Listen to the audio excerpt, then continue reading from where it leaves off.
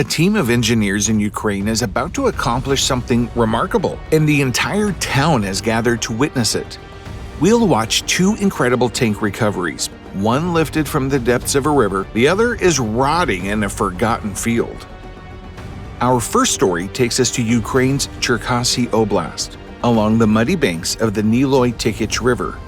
Deep below the surface sits a Soviet T-34 tank that's been down there for almost 80 years. First, the engineers need to see what they're dealing with. A diver goes down 5 meters into the dark water, and what he finds makes this recovery even harder.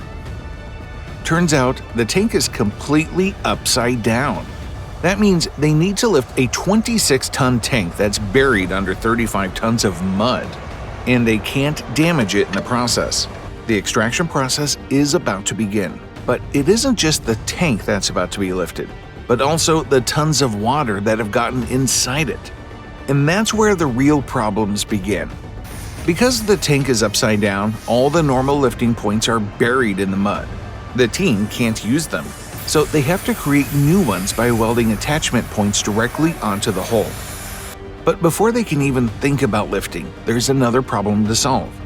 The crane needed for this job is massive, and the riverbank might not hold its weight. If the ground collapses, everything fails. The engineers quickly come up with a solution. They place down steel plates and position them to spread the load. That will help support the cranes and add extra stability. It's all about preparation. Rush this and the whole operation could end in disaster.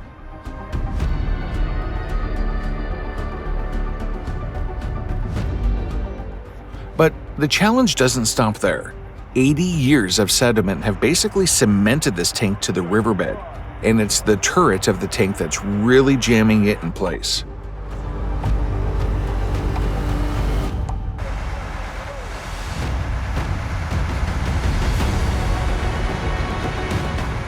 The team brings in high-powered pumps. As water gets removed, two things happen. First, the tank's interior starts to clear. Second, the vacuum seal between the tank and the riverbed begins to break. But water removal is just the start. The tank's suspension system, with those big road wheels, has also collected sediment everywhere. Every crack, every corner, every mechanical part is packed with decades of river muck. This is where patience matters.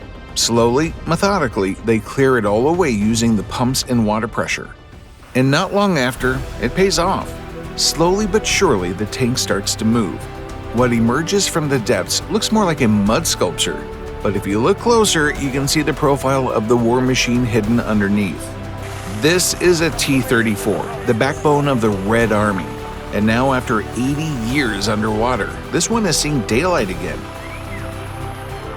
That turret housed a 76.2mm gun that could fire armor-piercing rounds at 662 meters per second. It also had two machine guns, one that fired alongside the main cannon, another controlled by the driver. This made it deadly against both tanks and infantry, though as it appears it was still not a match for a river. As the extraction continues, you start to see why the T-34 was such a game-changer. It is absolutely massive.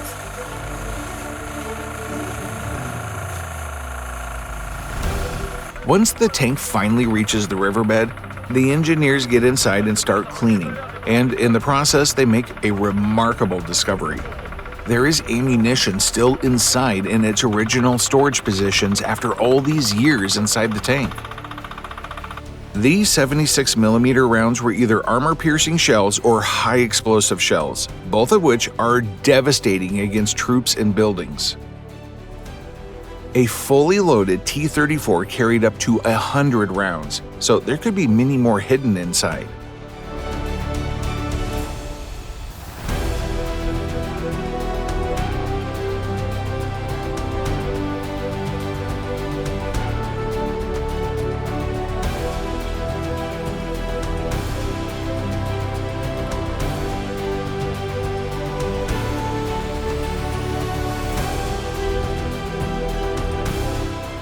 With the ammunition safely removed and the last of the water pumped out, the moment finally arrives. Slowly, this 80-year-old warrior rises from its muddy grave.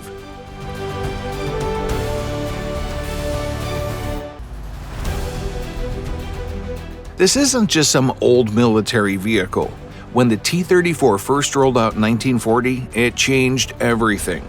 Even German generals admitted it was the best tank in the world. So how did this legend end up at the bottom of a river? The answer takes us back to January 1944 during the brutal Battle of Korsun-Cherkasy. German forces were retreating across frozen rivers. This T-34 probably crashed through the ice during one of those crossings.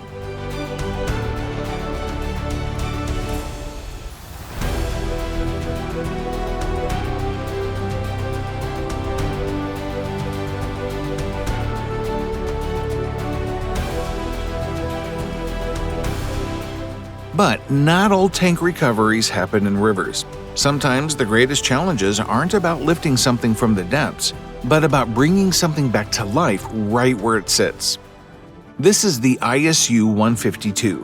Its nickname tells you everything you need to know. Zveroboy, the Beast Killer. This particular beast killer has been sitting in this field for decades. Nature is slowly taking it back. The first challenge is that there's no battery to power the engine. After decades of sitting here, the electrical system is dead. So, how do you start a tank with no power? These specialists have the answer. One of the team members climbs into the ISU-152 with a simple metal rod. He sticks it into the engine bay and manually works the decompression system. By moving the levers by hand, he's releasing built-up pressure in the cylinders. This is brilliant old-school Soviet engineering. These tanks were designed with manual backup systems so crews could start them even when everything else failed. What we're watching is the exact same procedure Soviet tank crews used in combat 70 years ago. The restoration team starts with the basics. They check the suspension system that has to carry all that weight. They inspect the drive sprockets and wheels. They examine the steel tracks that once carried the beast across European battlefields. But the real focus is on the heart of this machine, the 12-cylinder diesel engine. This power plant originally produced 520 horsepower. That's enough to move something as heavy as 30 cars at speeds up to 30 kilometers per hour. And to wake up the sleeping giant, the specialists have brought compressed air. But will that be enough for this task? After hours of work, they're ready to try. That 152mm gun barrel, the weapon that earned this tank its fearsome reputation, has to be permanently disabled. Now, with every legal requirement checked and the weapon disabled, comes the moment of truth. The engine is pumped with compressed air, and surprisingly, it roars to life. But can it move?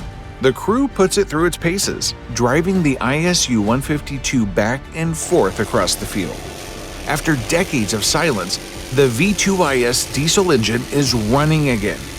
This 47-ton piece of history is awake.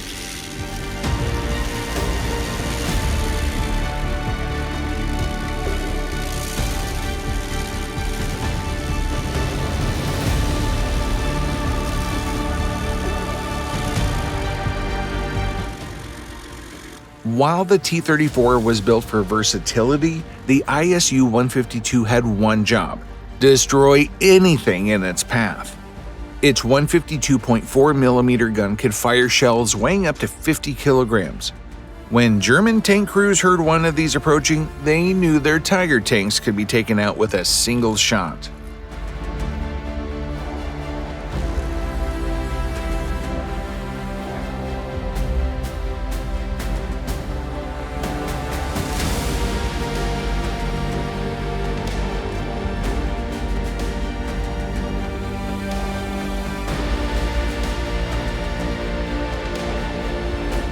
The ISU-152 could do 3 different jobs. As a heavy assault gun, it could blast through fortified positions. As a tank destroyer, it could take out enemy armor. As self-propelled artillery, it could provide battlefield support. It is now ready for its journey to a new home. It's no longer a weapon, but it's still impressive.